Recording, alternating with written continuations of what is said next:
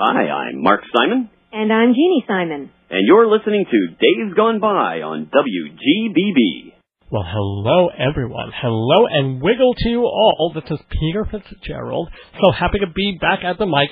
That's my favorite thing in the world, just to be staring at a big, long, hard microphone on Days Gone By. I'm so happy Dave let me be here because, well, I've been looking for a job. I've been fired again. I can't seem to hold a job for more than a couple of months. Has to do with, certain actions that, it's either being fired or being brought up on charges. So I figured firing's better, but then I'm going to go out and make some money in this world. So I thought I would turn to two very lovely people. They're hetero, they're straight, but it's okay. Sometimes I can even talk to breeders. And their names are Mark Simon and Jeanne Simon, and they've written a book about resumes and how to get jobs and all sorts of cool, icky things like that. Hello, Mark and Jeanne. Are you there? Are you on the phone? We're here, Peter. How you doing, Peter? Oh, I'm so good. My Peter is doing wonderfully. Thank you so much. How are you folks doing? Well, we're just all tingly to talk to you. Oh, goody. Oh, wiggle. Oh, yay. So tell me about your book. Well, our book is called Your Resume Sucks. Kind of like my ex-boyfriend. Hello. Thank you. Hello. And we have expert resume writing advice in there, and we have the top 5 resume rebel rules. Mark and I call ourselves the resume rebels. The resume rebel. Oh, does that mean you wear leather? You know, at times, but we... Ooh. Would I be safe around you if I was wearing it that way? No, I don't think you would be safe around me if you were wearing now, an Peter, Eskimo parka. Oh, I just reach into that parka and woo! I find your vitae really quick, if you know what I'm saying. Ooh. So what are your 5 rebel rules? Rebel. Ooh. Well, the first rule is you have to have a job title at the top of your resume. No job title? No job. Ooh. So in other words, you have to sort of say the kind of job you're going for, not just, hello, I'm here, I'm queer, I'm fabulous. I tried that might work for some of your friends, right, but it won't work for getting a job. Right. But what if the job you're trying to go turns out to be not really what you put on the resume? Change your resume. Well, yes, but it's too late once you've handed it in. Well, that's part of where research comes in. I mean, part of it is you want to know what people are offering, what kind of job positions there are before you go in. You need to know what to tell them, and you need to be able to put your resume in the proper order so it best supports what that job title is. All right. That's a good advice. What's another rebel? Not very rebellious, I don't think, but keep going. Well, here's something that's rebellious. We say do not put dates on your resume because dates date you. Oh, my goodness. I've had so many dates hate me. They wake up, they're handcuffed, they're screaming. I'm like, I just went to get bagels 2.5 hours later. Yes. Well, we won't put that on your resume. No, I think not. Well, you were talking a moment ago that you can't seem to hold down a job for more than a couple months. So if we put dates on your resume, what do you think that would look like where every 2 months there's another job there? But if we took dates off, they won't know how long you had any one of them. And it could actually work to your benefit, showing experience, not the fact that you're just whatever you are, that you can't hold a job. Yeah, right. I've also heard that they sort of like a man going into a gay bar, they're always looking for gaps. If they see dates and they see a gap of more than half a year, they're going to be like, what happened there? Well, we want to avoid gaps. Yeah. So maybe that's because I'm a breeder. well, when you're on the railroad, you really want to avoid the gaps, if you know what I'm saying. Well, the other thing is, if you put dates on there, like, for instance, graduation dates from a college, they'll try to figure out how old you are. Oh, and I guess there's an ageism factor, and you don't want that happening. That's right. Certainly like a man both for being young and for being old. Right. Sometimes it can go the other way, too. You might be considered too young for a job. Sweetie, I only wish. Darling, you made my day, let me tell you. Okay, give me another rebel rule. Rebel, Terry Grass. Okay, here's another one. This is also a little rebellious now. Okay. So you don't want to use what we call the worthless adjective statement because they all say the same thing, and that is, I want a job. Well, mine says I want to get laid. I knew I should change that. Oh. You know, that might work for you. Depending on where you're going, that actually might work, yeah. If you want to work in Hollywood, that helps. Yeah. Yeah, if I put down, so I have to be more specific. Like, if I put on my resume, I want a hot man inside me. That would do better, you think? That would work better. Well, but you'd have to figure out how to put that into a job title. Like catcher. Couldn't I just draw a little picture of a fist? But seriously, folks. So wait a minute. What is the actual rule there about? What were you saying? The objective. Yeah, don't put an objective statement. So many people put an objective statement, and like I said, it doesn't mean anything. You know, like saying, we read a lot of them that say, I want a job where I can advance rapidly and use my skills. Right, and make a lot of money. Well, yeah, that's just good for you. Yeah, they all say that's why we put replace it, get rid of it, replace it with a job title. When I'm flipping through resumes, I've got 50 to 100 I need to fly through in just a moment. I'm only going to pull out the ones that are the job position that I'm looking to hire. I don't even look at the other ones. So if you don't have a job title, I'm not even looking at your resume. Well, may I ask why you're looking for? Are you the president of a company, or are you in personnel somewhere? A lot of times, Jeanne and I have worked for over 20 years in the entertainment industry, so we're often crewing up big projects. Oh, well, wiggle. Well, plus we own 5 companies between us, and we hire a lot of people. Mark has an animation house, and we see a lot. I don't know how many, hundreds a year, artist resumes and writer resumes. You know, anything having to do with production. Oh, I can doodle. I can make little squiggles. Oh, doodle. Oh, you mean with a pencil? Well put. I think you want to doodle my noodle. I think that's what's really going on here. Well, that's the subtext. We need to get Jeanne out of the room for a bit. I know. She protects me here. Oh, well. I'm an odd person out here. So let me give you some of my experience, and you see how I can shape that and make a better resume. And see, I was a Boy Scout troop leader. Oh. And I only a couple of the kids went missing, but the bodies were found. It was not a problem. Had nothing to do with that. Well, have you thought about possibly seeing if you wanted to have an assistant position working for Mark Foley? This is true. If I worked for Mark Foley, I would not just be a page. I would be a whole chapter. Let me tell you. Thank you. I was waiting for the last one. Good. Very good. I was a congressional page for Barney Frank and for Ted Kennedy. Oddly enough. Oh. There was no sexual tension there. Well, there was for him, but not for me. That's just one of those things. I ran the laundromat for the Rockville Center Catholic Diocese because I was just very good at getting out certain stains from cassocks. That's very valuable. So how do I spin that? Because they'll ask why I was fired, and that had to do with, well, other stains on the cassocks. But so if people look at that, and I'm going for, say, a really hoity-toity big job in a law firm, how do I say, ooh, do I call myself clothing engineer? Well, we'd have to kind of look deeper and figure out what's actually relevant to doing that job that you want, and which one goes first. So another reason for not putting dates is we want to make sure that we take your experience and put it in order of the most relevant up top. If you can't do that. That's interesting. That is a new way of doing things. Just having everything that's really relevant first, even if they're out of order or something like that. Order doesn't matter. Your experience matters. Nice. If I did something last year or last week, does it really matter if I've done it? Well, and here's something else, talking about order. A lot of people put education first before their work experience. Is that a good thing or a bad thing? No. You don't want to do that. Yeah, I want to put that at the very, very end. I just say... Yeah. Not at all. And it's different in different areas. Like being in the arts, your education pretty much doesn't matter at all. I mean, I've worked on over 2,500 different productions, and I've never even been asked if I have a degree. Mm-hmm.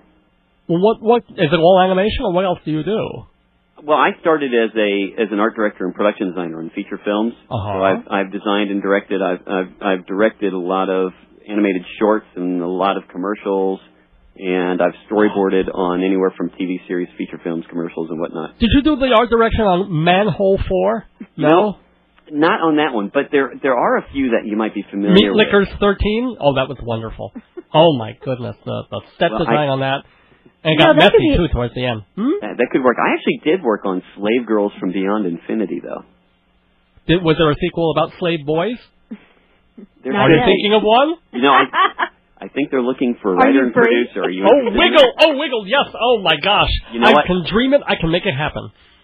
Hollywood executive, that's your job title. That's what it, we're going Hollywood for now. executive. I'll put that right, as you suggest, that'll be the title of my resume. Hollywood, and I can put a little S as like a funny, as a cute little pun thing right before executive. So it's Hollywood sex executive. Oh. See? That's using my noodle. That'll get me some good jobs of the low variety. But what else did I do? Oh, I was personal assistant to Neil Patrick Harris. That was fun. He was great when I got there, but, wiggle. I have that could be your first item under job experience. There you go. That's very good. Did you help bring him out? I coaxed him out. I tugged him out. I pulled him out. Literally, if you know what I'm saying. But it was a lovely job. And what else did I do? Oh, yes. I ran the Meat Shack bookstore and winery on Christopher Street. Management. Upper management. There you go. And I kept a lot of those folks up, if you know what I'm saying. And now, of course, I'm the vice president of Wigglefar, the Woodmere Gay and Lesbian Front and Rear. So I have some union experience. Usually a coital kind of union, if you know what I'm saying. That kind of See, union. that's excellent, and we could put that under affiliations on your resume. Yeah. Oh, I love the way you guys think. Is there a way that I can... Do you have a book? Of course you have a book. Your resume sucks. How can people get it? Well, you can go to our website at yourresumesucks.biz. B-I-Z. Oh, your resume sucks.jizz.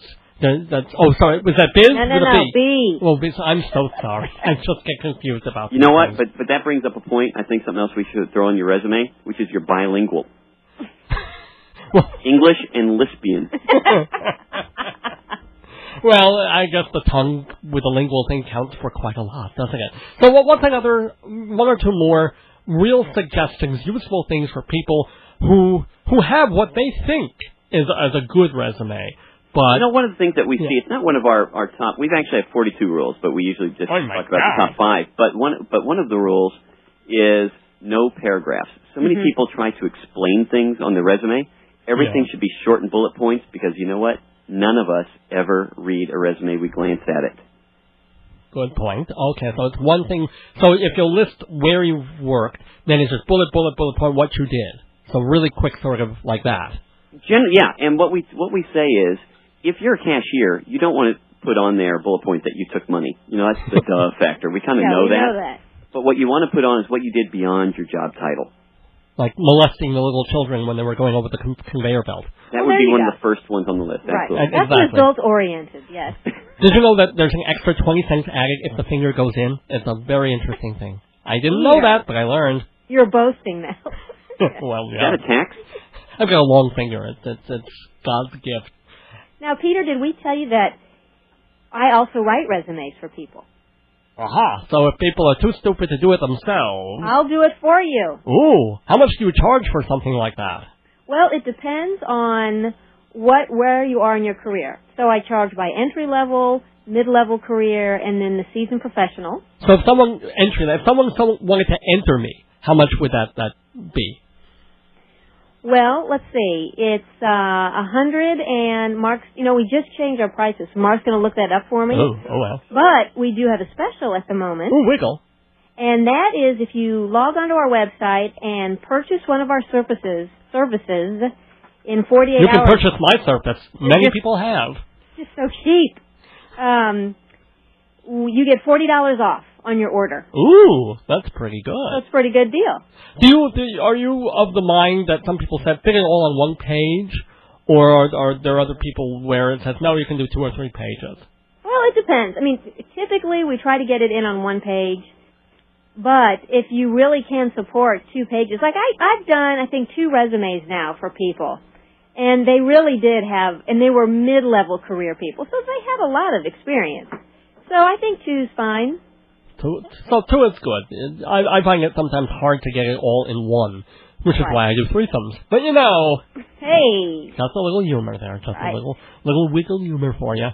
So Peter, if you let's see, what would you consider yourself? Mid-career level? Oh, I'm still sort of entry level in my way because I've flitted through so many things. What was that? I missed that. You just like to enter. Wiggle. Oh, you're good at that. You should have a different resume just for yourself saying Punmeister. I like that. I like you. Very good at it. Ooh. I think I'd like Mark to work on my resume, if you know what I'm saying. Yeah, I'd be afraid to see where you put your resume. You can reorder it if you know. You can put whatever you want, wherever you want. Aren't you afraid of paper cuts? Oh, I've had worse. Carpet burns. Oh my goodness. So, Mark and Jeanne Simon, just one more bit of advice for people who are looking for work and want to spice up and spruce up their resume. All right. Lies equal goodbyes. Never lie on your resume. People have a tendency to overinflate what their actual job position was. Yeah. And that's really dangerous because everything can be checked so easily online these days. Do people check? Do they really? I mean, you can lie about the level of your position after you're at the company. They can check whether you were there. And if you were, you're okay, no? Well, but I'll tell you what, it's so easy to check what people actually did because you can find other people and ask them so easily. But other things happen. Let me give you a quick little story. When I was art directing my second movie called Death Row Game Show, you would love it. I've heard of that. Yeah. This was a low-budget piece of trash. Anyway. So is that the bullet point on your resume when you're going from? Well, I did have on my resume experiences I actually admit to. That was the title. And references upon subpoena. Yeah. Which would be a good one for you. What? Yeah, that'd be perfect. All right, so anyways, I'm casting people to work for me in the art department. It's my second movie. A guy walks in, hands me his resume. The first thing on his resume is my only other credit. So not only was he stupid enough to steal a credit, he wasn't smart enough to check to see whose it was that he stole. Oh, my goodness. And I'd never seen him before. And he couldn't have had one little gap or grip job, and you wouldn't have noticed him. I mean, he listed a. He listed my exact credit from my previous movie. Goodness. What did you tell him? How did you dispose of him? Well, you played with him for a while. Oh, did you? Oh, tell me. So you're gonna like Mark even more. You're gonna get me in trouble here, Jeannie. How did you play with him? Well, I started asking him. Really, you worked on that? Who was on that movie? What did you do? Oh, did you work on this part or that part? And he kept stammering through. I said, look, I've never seen you before, and I did this. Get out of here. And I just booted him right out the door. Ooh. So see, like 100 people would tell that story, and then there would be one or two people who would say, I admired his moxie. I hired him on the spot. But not you. Moxie is not lying. Moxie is going in with a huge ego, like how I got started. I actually got one of my jobs because the producer looked at the director and said, wow, he was really cocky. And she goes, yeah, isn't that great? You think he'll ever let us down? Ooh. And hired me. This is good. Well, that's a good idea. What about you, Jeanne? Any good stories like that? Well, I'll tell you a story. Ooh, good. When I was living out in Hollywood, I was having a hard time finding work. So I took my resumes, and if you go down to Hollywood Boulevard there's just tons of production companies. You just, in all those buildings, you just have to walk in and find people. So that's what I did. I walked in, I'd give my resume to whoever I could meet, preferably producers, but production managers, whoever. So I went in this one office, and I didn't hear, there was nobody out front, and typically there's a receptionist, but there was no one. But I heard voices in the back, so I wandered back there. And my maiden name is Pappas, which is Greek. Yeah. The guy looks at my resume and he says, "Oh, you're a Greek girl." I said, "Yeah." He goes, "I know a great commercial director in town. He's Greek. He loves to hire Greeks. I'm going to give him a call." So he calls the guy. He said, "You got to meet this girl." So I ended up meeting him. Turned out to be a great guy, and he hired me on his next 2 commercials. Wow. Yeah. Well, as I've always said, you can't go wrong when you go Greek. Heard that one. I just like Greek people. That's all. Wiggle. But that does you've got to always be ready because you never know. You always dress well. That's what I've always heard. Well, and the other thing is, for her, it wasn't just mailing out or in these days emailing your resume. Right. She got out there and met people face to face, and that's where you land jobs. That's a very good point. Well, I want to thank so much Mark Simon and Jeanne Simon for landing here in the neighborhood with me, Peter Fitzgerald. Please remind people one more time where they can get your lovely booking, all your services that you do of jiggling resumes and twiggling your little woody things. Well, check out our website, which is yourresumesucks.biz. That's B-I-Z. You can order our book from our website. You can also take a look at our resume writing services, and we have lots of freebies. Ooh, freebies. I love it. They're almost as good as quickies. Almost. Almost. Thank you so much. Have a wonderful, terrific, fabulous day. Thank you, Peter. It was awesome, Peter. Thanks.